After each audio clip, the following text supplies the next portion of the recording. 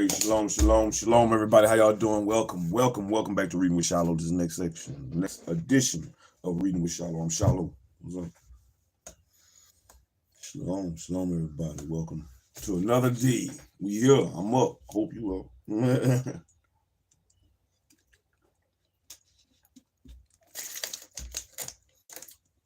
We're almost to the end of the book, man. We're about to jump into we're going to finish off chapter 12 today. Chapter 12, section 4 of On the Real Side by Mr. Mel Watkins, and history of African American comedy from slavery to Chris Rock. We're going to keep pushing. We're going to keep pushing and moving on.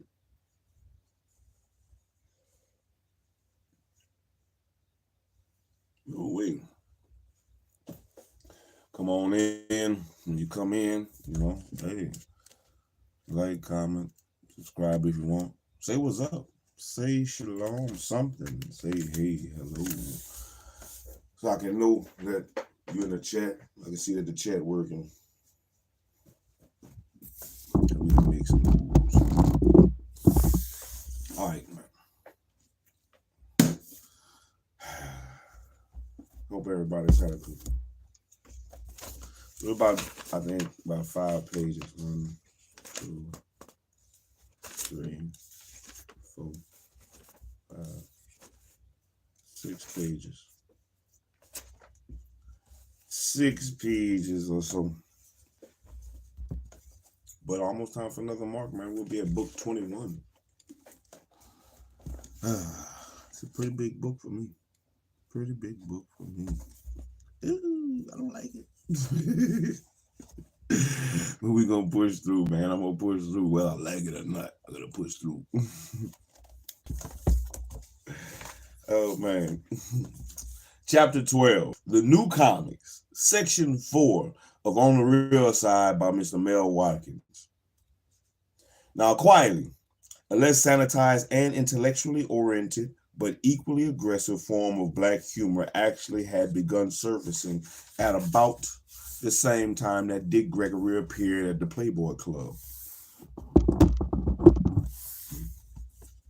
Now, Moms Mabley and Red Fox were excluded from the initial upsurge of African American comedy, but even as other comics gained access to national television appearances and bookings at premier white showplaces, they had begun to gradually climb the mainstream acceptance. As with Gregory, the Playboy Club provided the stage for one of the Mabley's earliest mainstream appearances. Reflecting the philosophy of its parent magazine, the club not only encouraged social satire with an anti-establishment bent, Mort Sahl, and later George Carlin were often booked, but also welcomed comedy with a slightly blue tint. Consequently, after Gregory's success, Mabley was booked into the Chicago Club in August of 1961. Her matronly, offbeat appearance and down-home ruminations about politics and the civil rights movements, and her fondness for younger men were perfectly suited to the club's racy image. Mabley rolled off spicy double entendres and homely witticism as uninhibitedly as she had in gut bucket clubs. My slogan is, if it don't fit, don't force it. In other words, if you can't make it, don't fake it. Let somebody else take it. I'd rather pay a young man's way from here to California than to tell an old man the distance. Don't get me wrong. It ain't no disgrace to come from the South, but it's a disgrace to go back down there. I don't know about that one. Like Gregory, she was an immediate hit. That engagement, along with the success of her first 2 comedy albums, helped her to vault out of the confines of black circuit cabarets. Her bookings improved, and in 1967, Mabley made her first TV appearance on The Special, A Time for Laughter, produced by Harry Belafonte. Now, before her death in 1975, she had gained national recognition through guest spots on TV shows hosted by Bill Cosby, the Smother Brothers, and Flip Wilson. Fox had also moved onto the periphery and onto the periphery of mainstream comedy by 1960. The year he made his first important appearance as a single actor in a white club at the Crescendo in Hollywood. When Russell, Gregory, Cosby, and Cambridge were making headlines, in a few years later, Fox was working at New York's Basin Street East. In that non-black setting, he had to temper the blue material used on his albums. But while restricted from using some of his favorite routines, he demonstrated why comedian Leonard Reed had said, "Take away Red's filth, take away his dirt, and he is the best natural comedian around town." His monologue segued easy from such innocent jokes as one about the streetwise kid. There was a kid, went into a candy store, said, "Mister, how much are these candy bars?" The fellow said, "They're 2 for a quarter." Kid says, "Well, how much for one?" Fellow said, 15 cents, he said. "Well, give me the other one." To more ethnic material, which he cleaned up for the audience, I've just composed a love song. It's called "I Love You, Darling." If you never have any cash money in your pocketbook during your entire life in this world, but you won't be with you. Now.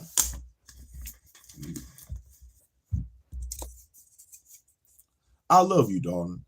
If you never had any money, any cash money in your pocketbook during your entire life in this world, but I won't be with you, darling, if you can never have any cash money in your pocketbook during your entire life in this world, or anywhere else you might go with nothing. Because I don't need nobody to help me do bad. I can starve to death by myself, sugar. So try and forget me. But also remember, I love you more than any woman I've ever known in my life. Because that night, I went up to your house and got drunk. You didn't mess with none of the money that was left in my wallet, because you must have known deep down in your heart, if I'd have come to and found some of my hard-earned money gone, I'd have went home and got a 2x4 that I've been soaking in motor oil since 1953, and I come back searching for you. And if I find you anywhere on earth with any of the money in your bag, I'd have took a greasy 2x4, knowing that it would not break, bend, or splinter, and tried to cave your skull in with it. Cha cha cha. Unlike Lenny Bruce, whose act suffered when stripped of profanity and who had made some disastrous television appearances, Fox could be funny while limiting the risque aspect of his humor and retaining its ethnic quality. Despite his reputation as a blue comic,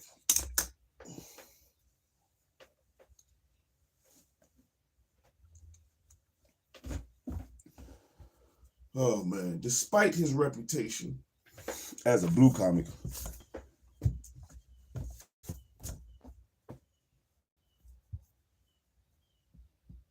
he made his first television appearance in 1964 on Today with Hugh Downs, and soon after, he appeared on The Tonight Show with Johnny Carson.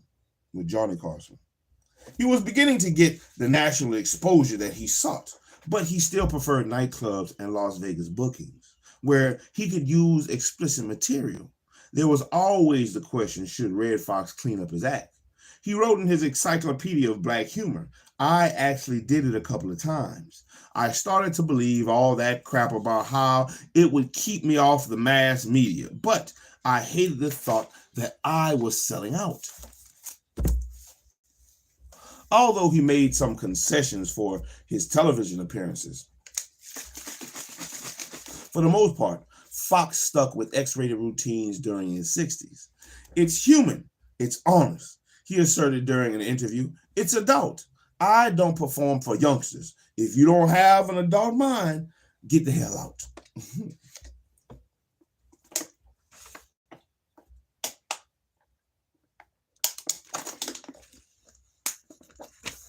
Ooh.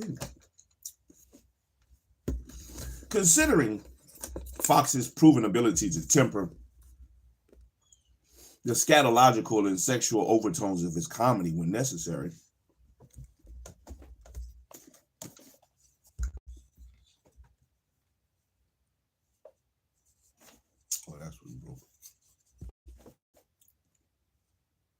in retrospect, the niggling over the offensiveness of his nightclub act appears to be something of a diversion. The underlying reason for his inability to crack the high-paying white clubs was more likely his relentlessly aggressive stage image. Unlike the other comedians who broke into mainstream comedy during the 60s, Fox delivered his humor in an unmistakably black voice, one that echoed a pride and belligerence that was associated with more militant factions of the African American community. Even when joking, Fox had something of a combative aura of his old friend Malcolm X about him. This was not only capable of the kind of shocking and profane comic insights that had made Lenny Bruce unacceptable, but his comedy sometimes verged on the type of insult humor that Don Rickles would make fashionable in the 70s. Because he was black, however, the posture was more threatening and to most mainstream audiences totally unacceptable. Now, compared to the image of college-educated,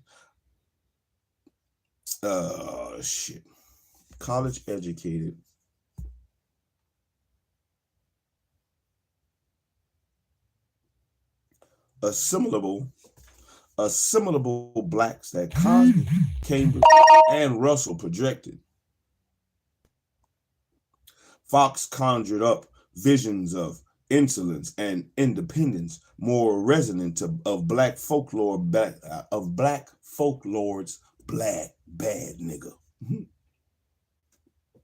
Of the 60s comics, only Gregory challenged in a similar manner, but since his defiance was intellectual, it triggered a cerebral response.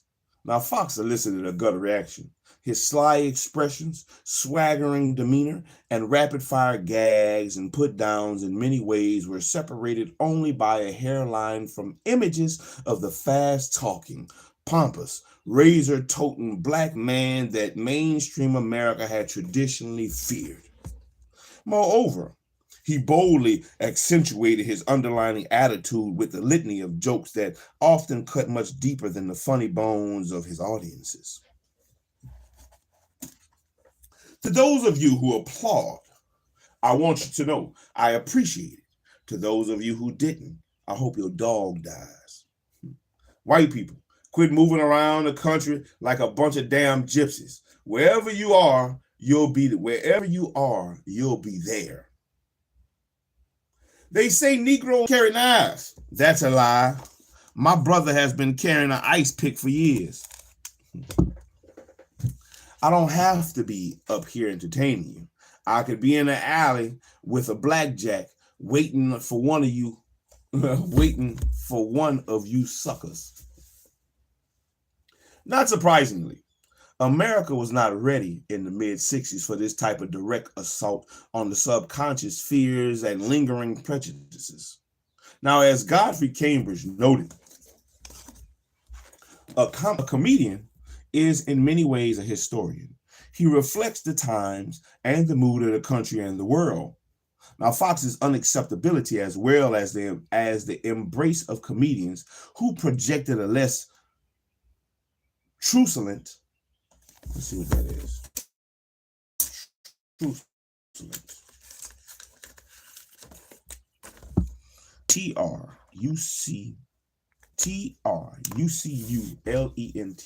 Truculent.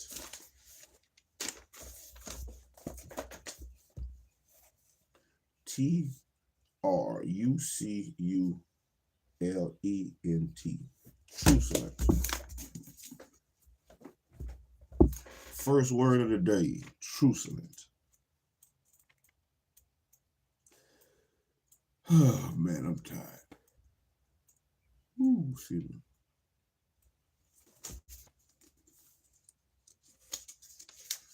Truculent. Truc.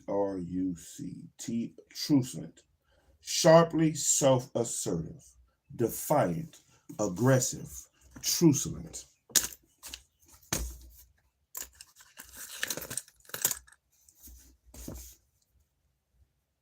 Ooh.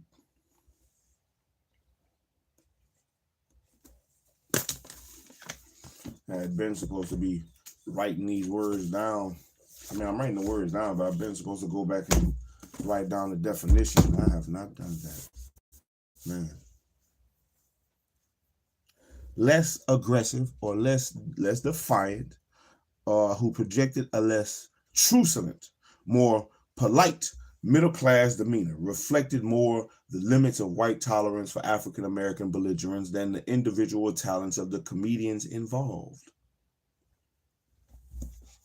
Now, from 1963 to 1968, however, historical events radically shifted the nation's conception of what was and was not belligerent. Beginning with the assassinations of President John F. Kennedy and civil rights leader Medgar Evers in 1963, the country experienced an era of political and racial turmoil that rivaled the social upheaval of the Civil War. Race riots, violent anti-Vietnam War protests, Stokely Carmichael's call for Black Power, the March on Washington, the assassinations of Malcolm X, Robert Kennedy, and Martin Luther King Jr. all stretched the nation's concepts of radicalism. Now, by the 70s, Red Fox's brand of blunt, confrontational humor was no longer considered extreme. There was hardly a murmur of protest in 1972 when Fox debuted as an eccentric, irascible, and lovable old junk dealer, Fred Sanford, on Norma Lear's Sanford and Sons in 1972 to 1977 on NBC. In scarcely 7 years, Fox had moved from virtually pariah status with television executives to a leading role in what soon was one of the most popular sitcoms on the air. And despite the fact that he had laundered his blistering language from TV censors, he maintained much of the belligerence that marked his stage act. Quips such as, "I ain't going on there with that ugly old white woman," or retorts such as, "Yeah, white."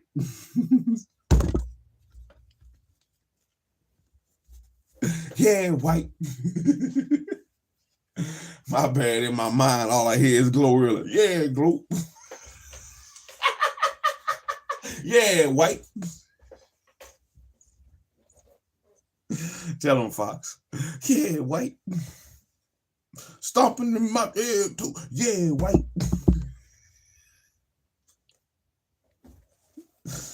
Hey. When a policeman asked what color some robbers were, echoed the defiance and cockiness of Fox's stand-up routine, along with the Flip Wilson Show, which debuted in 1970. The series also provided the first glimpse of traditional black circuit comedy seen on television since the Amos and Andy Show.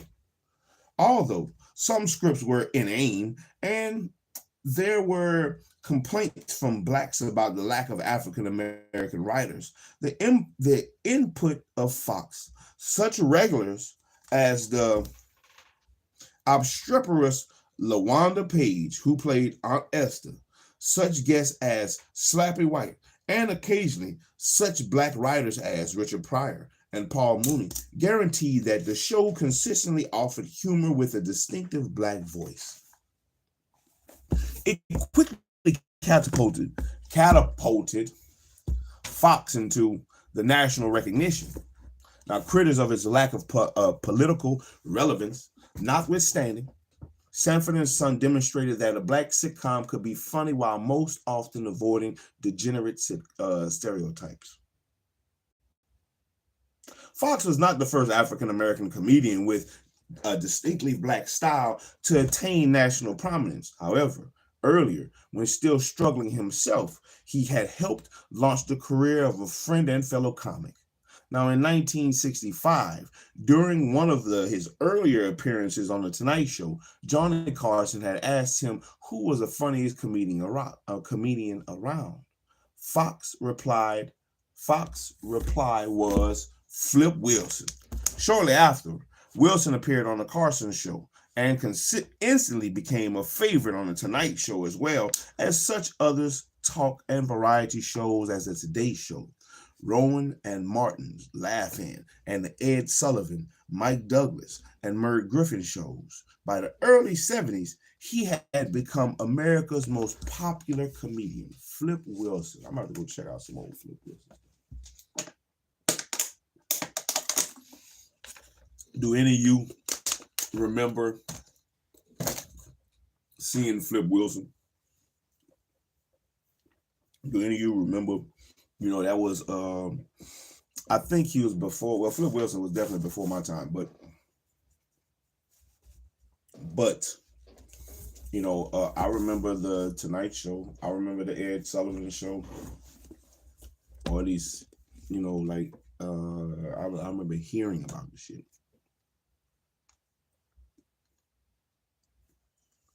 Red Fox, Sanford and Son for sure. Amos and Andy a little bit. I'd have to go back and try to pick up some old Amos and Andy, but I always thought Amos and Andy was some white folks, with some pink people. Yeah, I thought they was the pink people.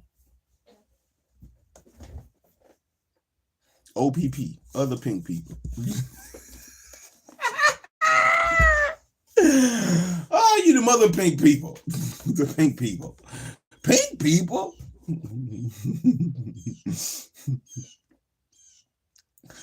Oh.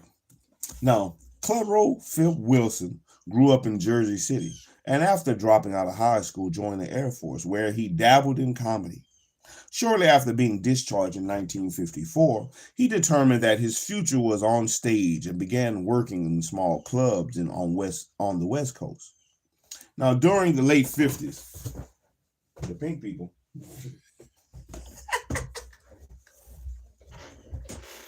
there's pink people everywhere. The pink people take over.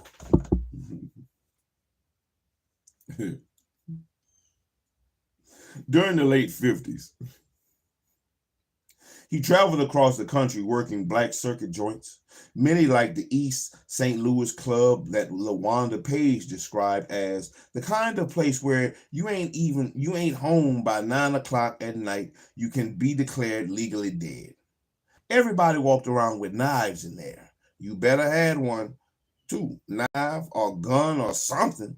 Wilson survived, and around 1960, he graduated to the Chitlin Circuit Theater Tour. He had been thoroughly initiated into the hard life and the demands of working the rough, unsavory night spots on the black comedy circuit, like Red Fox and countless others before him. He had learned to satisfy those demands.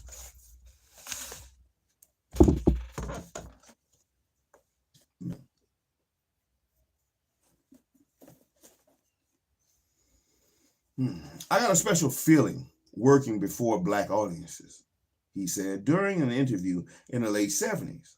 I worked at a higher energy level when I was working in those little black clubs where people came in at the end of the week with about $20 and wanted to have a good time. You got to get their attention, hold their interest, and to do that, it takes a certain talent. You got to work hard, keep the energy up. Sometimes holding the audience interest in Chitlin Circuit clubs or even the Apollo Theater was not so easy. Wilson illustrated the point in an anecdote about the Apollo's appearance that he related to Jack Schiffman. A few minutes later, I start to tell this junkie story when a gal on the right side of the balcony hollers, "God damn, another junkie bit? Why the hell do I always have to hear that?" I turned my head toward her when from the left I heard, "Bitch, shut up." and let the man tell the story. She. I always wondered how to spell that. She.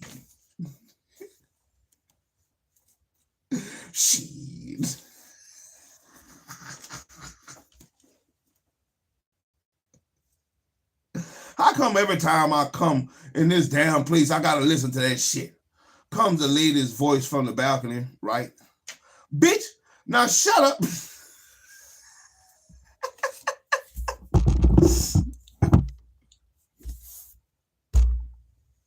Bitch.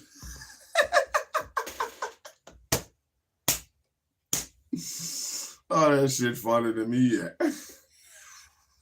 Bitch.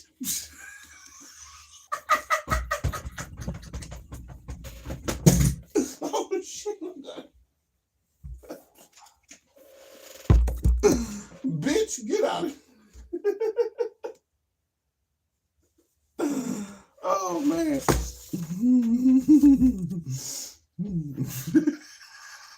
Bitch.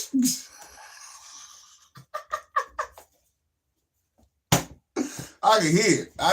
I done been in places where, some shit like that didn't happen. Bitch, shut up.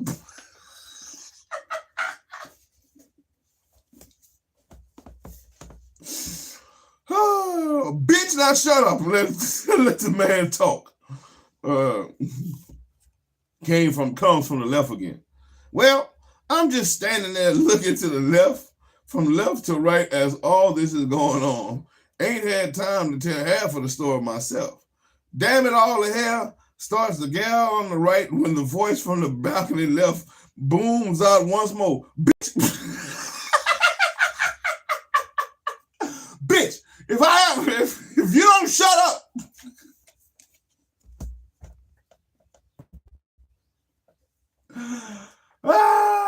It resonates with me. Bitch, if you don't shut up and let that man talk.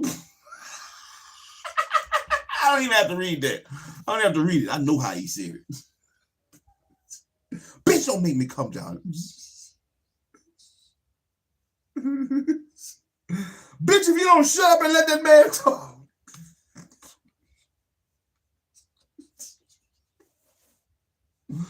I'm going to come over there and throw you the hell off the back over the balcony.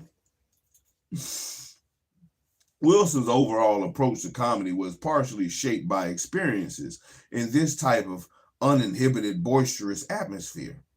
But although his comedy retained the energy and spirit of these lively, down-to-earth black showplaces, he generally avoided the profanity and, except for sly double entendres, the explicit sexual jokes associated with them.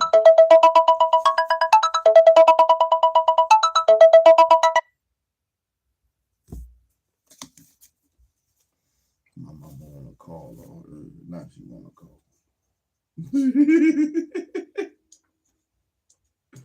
She want to call, and I got 3.5 pages left to read. She gonna have to wait. Oh, she gonna have to wait.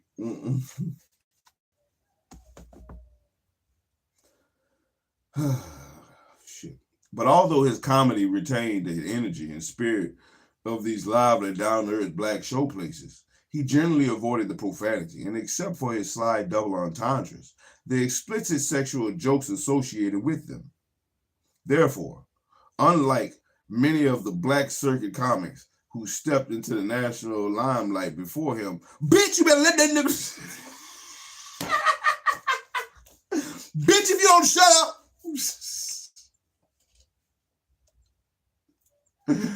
I think I might have said that a couple of times in my lifetime. Bitch, if you don't... Bitch, who you talking to? Bitch? Bitch? Hey, too short. Bitch?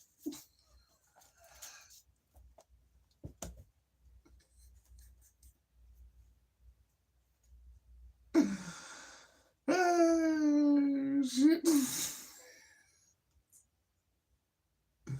Therefore, unlike many of the black circuit comics who stepped into the national limelight before him, he did not have to alter his style seriously to be accepted when he appeared on national television or before integrating audiences. The junkie jokes were the only noticeable deletion from his earlier routines.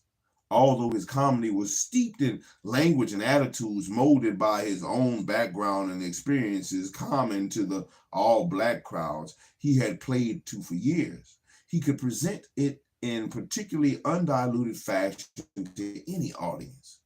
It's easier working before white audiences, Williams said, because you can use more finesse and subtleties. It's not more fun, but I discovered I didn't have to drain myself. I could get the humor across with the inflection, the voice thing, not the entire body energy. Bitch! Oh, shit. Bitch, if you don't shut your... Bitch, if you don't sit your ass down. That's something got to be practiced for you to say it right. You know? With emphasis and inflection. Bitch.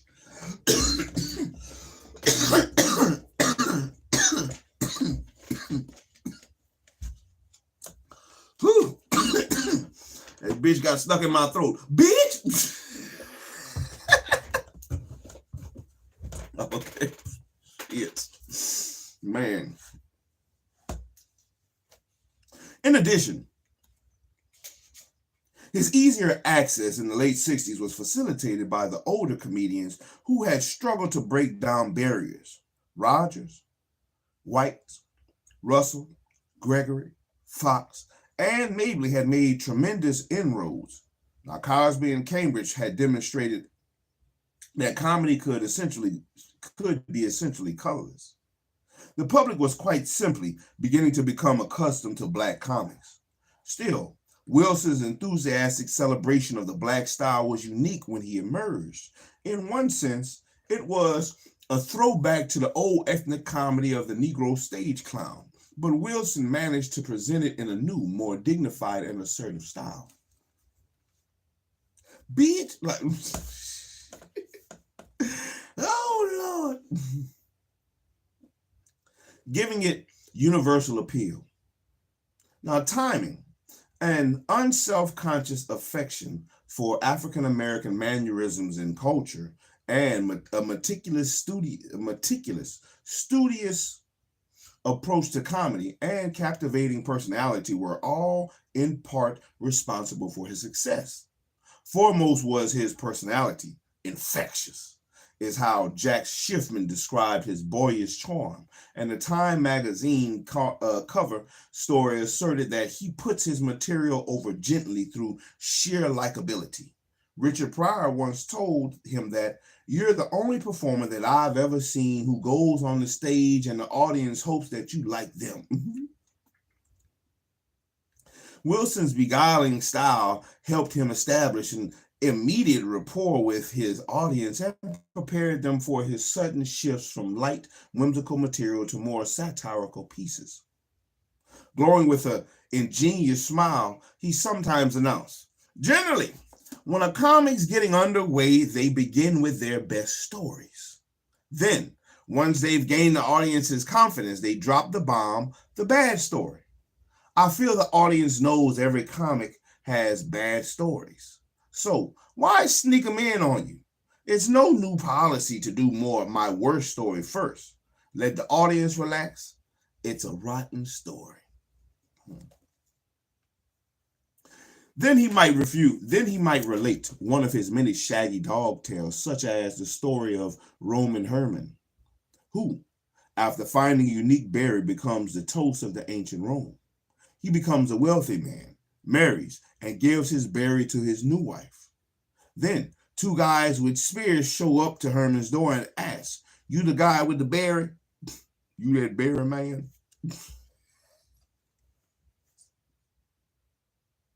"I'll be that berry, Daddy. I'll be that berry's hold up." I's the pappy. I's the berry holder, boss. Herman says, "That's my wife's berry. You come to praise her berry?" No. One of them says, "We came to seize her berry, not to praise it. Or Wilson might tell the story of the old time comic who was part of the team called Well Enough and Bad Enough. The tale, which winds circuitously through some zany asides, and after the comic has been assaulted by the hotel clerk, ends in a courtroom scene. When the assailant is sentenced, he asks, "How come you being so hard on me?" And the judge says, "Because I'm trying to teach you to leave well enough alone." With a mischievous glint lighting his eye, he could then shift abruptly and, without a wrinkle, move to more pointedly satirical material like the confidential report bit. Visualize a very modest residential area. A fellow driving through the area pulls up in front of a very nice home there, takes out his attaché case, walks up to the house, knocks on the door.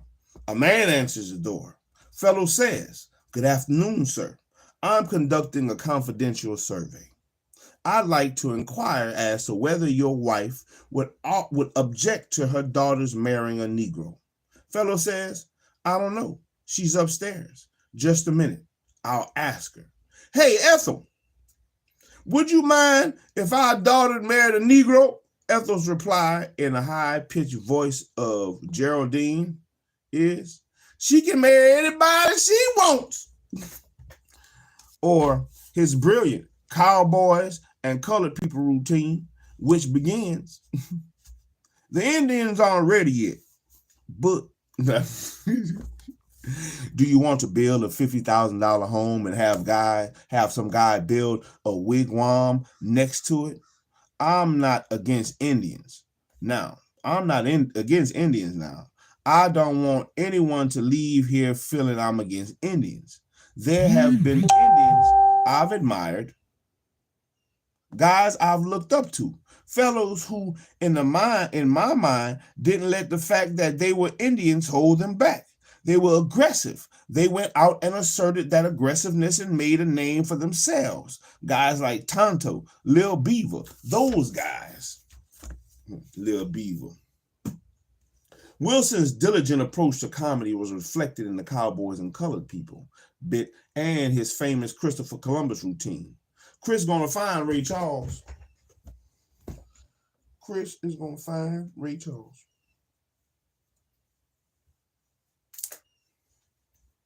Chris is gonna find Ray Charles, baby. Which took 7 years to develop. It could be seen as well as his storytelling technique.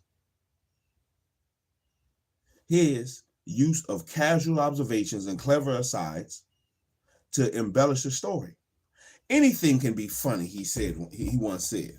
I kind of feel like that. I find shit funny in so many things, and it definitely has gotten me in trouble. It definitely has gotten me in trouble in life. My mama used to whip me back in the day talking about, "You think everything's funny?" I just find something funny about everything, though. I remember one time, my little brother died.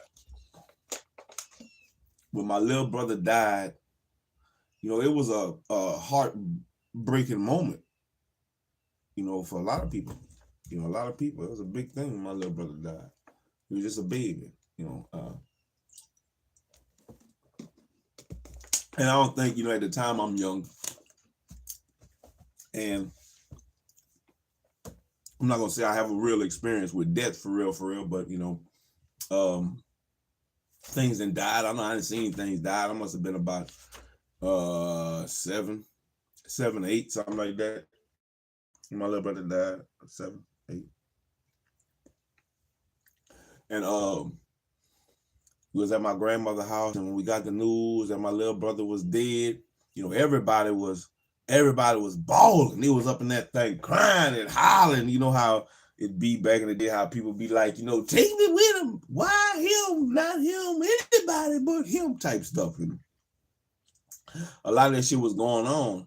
And I always been a, pretty observant person. You know, I observe a lot of things, body language, the way people talk, their expressions, you know, all this shit. So that's why reading about these comedians who use their the expressions and all that to get their points across and to seal the jokes and you know, win people over and this and that, it resonates with me, I guess. So when everybody was crying, I'm looking at around, you know, as a child, I'm looking around, observing everybody in this time of trouble and trial and tribulation. And the shit funny is the look on everybody's faces, or the different looks on people's faces, is what was funny to me. It's like, you know, it's one of them, you can't make this shit up. You couldn't make up them looks. And I couldn't get over the looks, and the looks overpowered the death of my brother, you know. And everybody was getting mad at me because I'm laughing, but I'm like, man, y'all don't see what I see, man. If y'all could see y'all faces while y'all hooping and hollering, you know, if y'all can see how y'all look, you know, right now, boy, that thing was funny to me. Yeah, I got whipped a lot of times, you know. You think everything is not a joke. Everything is not funny.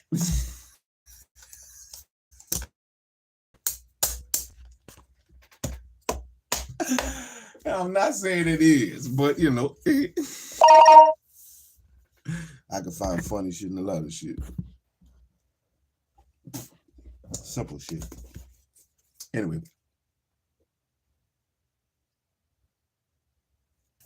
The Indians aren't ready yet. Do you want to build a $50,000? Oh, my bad. I already read all that.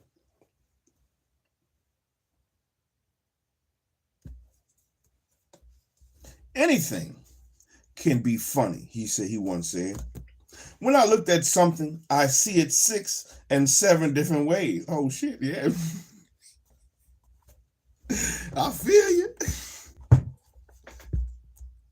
And that unique perception is apparent in the quips that dot his tales. He couldn't get a bet. He couldn't get a bet on the Christians in the arena. Christians had a great coach, but the team was shaking. Or he waited until by 4 that morning. That's a good time to sneak. 4 in the morning. Because anyone you run into, they sneak into. Since Wilson did not tell jokes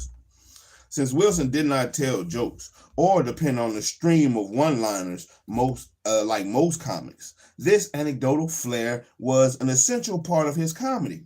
From the perception or perspective of the African-American humor, however, his great contribution was the introduction of the distinct black voice to mainstream comedy. Wilson has said, "I'm not a black comic. Funny is not a color. Funny just is. That's all. Being black is only good from the time you get to the curtain to the microphone."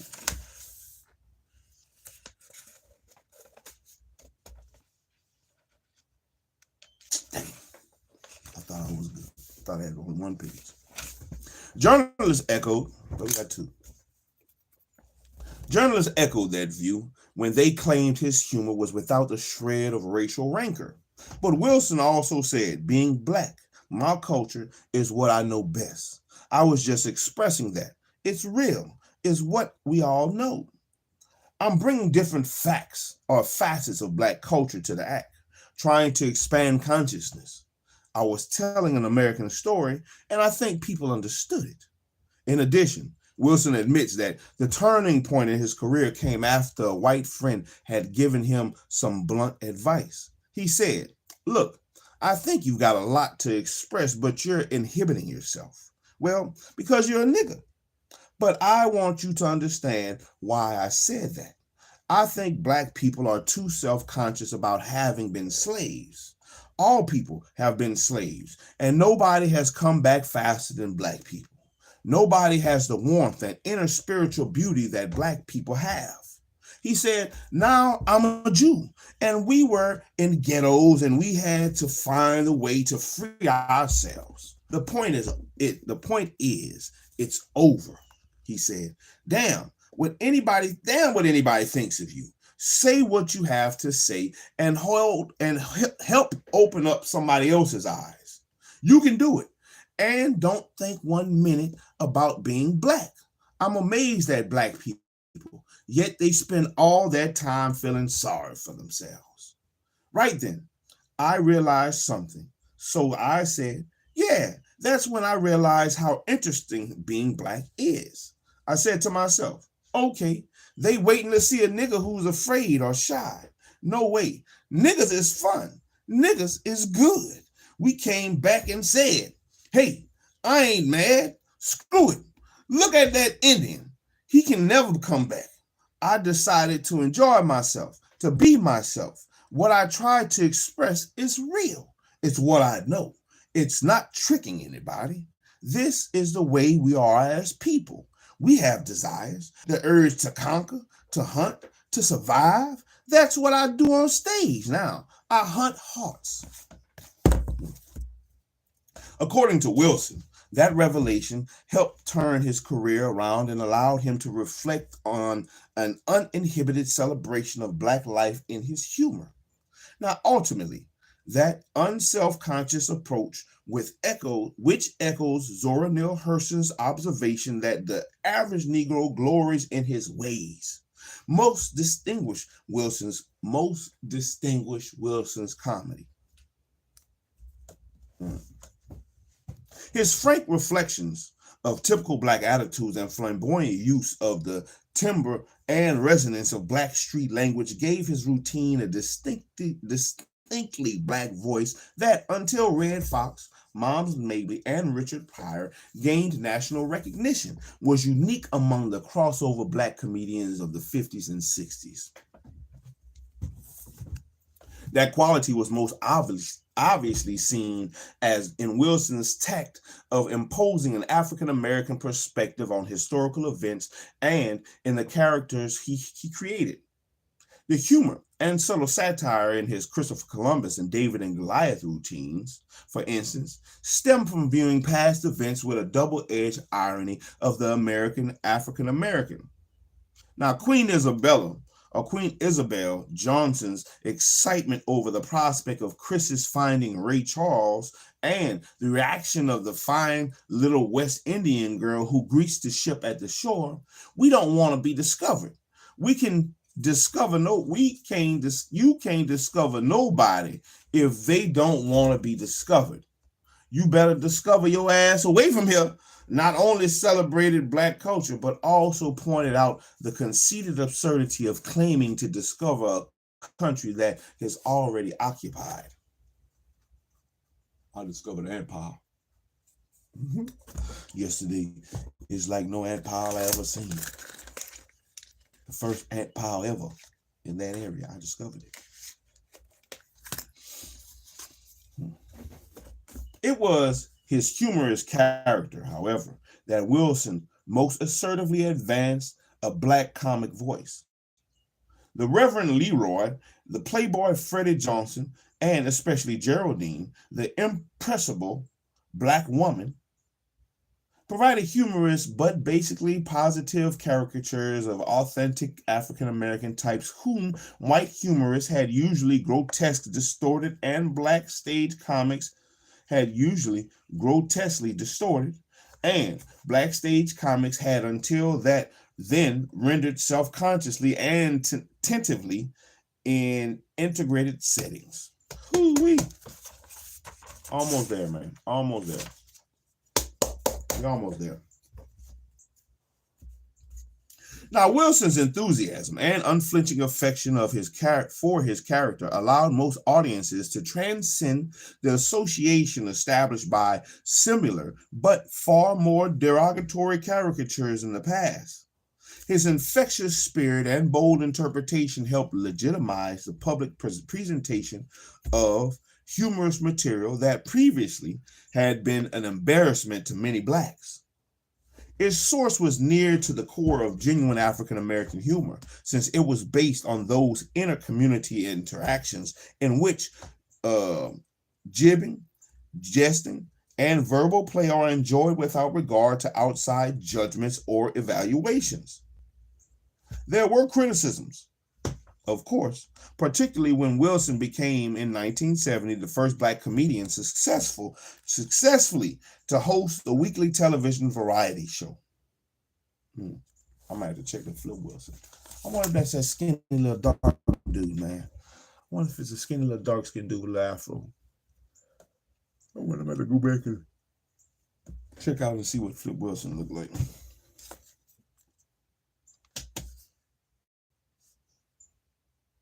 There were criticisms, of course, particularly when Wilson became, in 1970,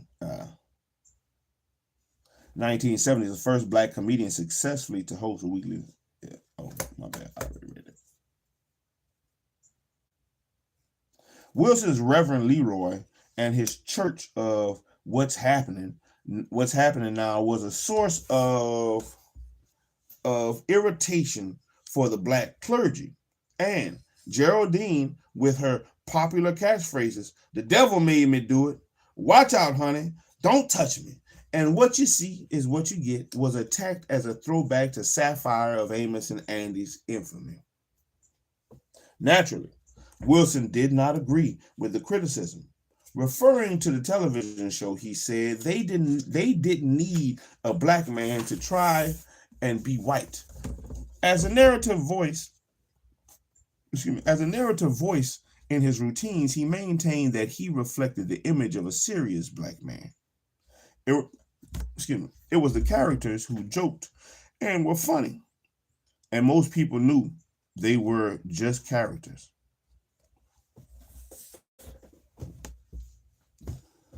And most people knew that they were just characters. With the characters I created, I was showing different faces of blacks. They expressed my values. Geraldine, for instance, was created because many times when I was working the black clubs, white guys would come over and say, "Hey, can you get me a girl?" I took offense, I realized black guys wouldn't go into a white club and say, "Can you get me a girl?" I wanted Geraldine to show pride in herself and dedication to her man. She said, "Watch out. You can look if you want to, but don't touch nothing, sucker." I made her flashy, and she was not that refined. But at that time, women's lib was coming in, so she was strong, and her love for Killer was honest. I got the feeling the inspiration for her and my other characters from blacks, people I grew up with, and people in the audience when I was starting out. I always admired the freedom that girls had when I was working, and they'd be down in front of that stage. When they saw something they really liked, just for a minute, they let themselves go. The way they move, and they'd say, "Hoo-wee." And for a second, they'd be free. Those people gave me inspiration. My humor reflects all of that. Now, audience response supported Wilson's claim, for the Flip Wilson show was television's premier variety show for several years and remained on air until 1977. The old boogaboo of the proper image for blacks in the public eye had risen again, but this time the voices of dissent had not been as loud. By the early 70s, Wilson was the nation's favorite comic. A Time magazine cover compared him to other comedians. He does not have the slashing wit of a Lenny Bruce, the angry bite of a Dick Gregory, the satirical punch of a Godfrey Cambridge, or the intellectual edge of a Bill Cosby. His approach is at once older and newer than others. It was an incisive judgment, since Wilson had successfully invested his character with the broad, boisterous humor of an old black circuit comedy, and combined their portrayal with a more assertive intellectual thrust of the new stand-up comics. The comedian who broke into mainstream comedy earlier in the 50s and 60s revolutionized black stage humor by revealing satirical aspects of African American comedy that previously had been preserved for the black community. But whether because of their personal styles or a desire to avoid old stereotypes, they had in accentuating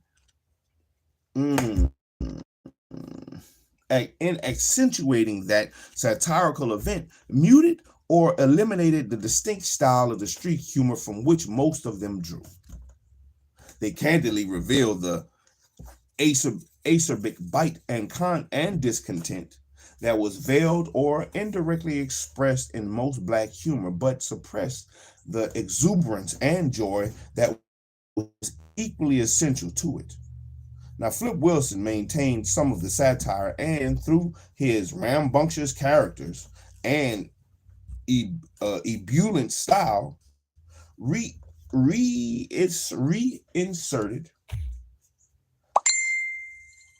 the external flourishes, the black voice. His temperament dictated that he express it if in one of its most playful or whimsical guises. But his efforts paved the way for the emergence of other comics. The door separating genuine African American humor from mainstream exposure had been opened a bit further, and by the mid 70s, Richard Pryor would tear down that door and remove the hinges. Oh man, and that was chapter 12, section 4, and we are done, man. We are done. We are moving on to chapter 13, which is Prior and Thereafter. Man, I was feeling that sleep monster, man. That sleep monster, I was trying to rush at the end, and then it was on me. Oh man, it was on me. It was on me. Oh, I'm feeling it. I'm feeling it. I'm feeling it. I'm feeling something trying to pull me down. Oh Lord. Oh man, yeah, we're gonna see. But you know, I appreciate everybody who came through. For those who catch it later on, you know, like, comment, subscribe. Tell me what you think about what you hear. You know, hey. Anything is better than nothing. In that comment, what they say, good. Anything is good, you know, when it comes to publicity or whatever. Any publicity, good publicity, all publicity, good publicity. I don't know about that, but that's what they say. But anyway, man, that was this. That was chapter 12, section 4 of On the Real Side by Mr. Mel Watkins. A History of African American Comedy from Slavery to Chris Rock. We have read, we are moving forward with the book. The book only has 13 chapters, and we have one more chapter left, and afterward, and we'll be finished with this book. We'll go ahead and put it down, man. So, but until next time, shalom. Hope you have a wonderful one.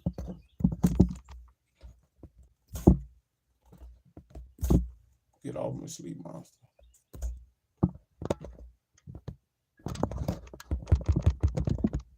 Come on, sucker.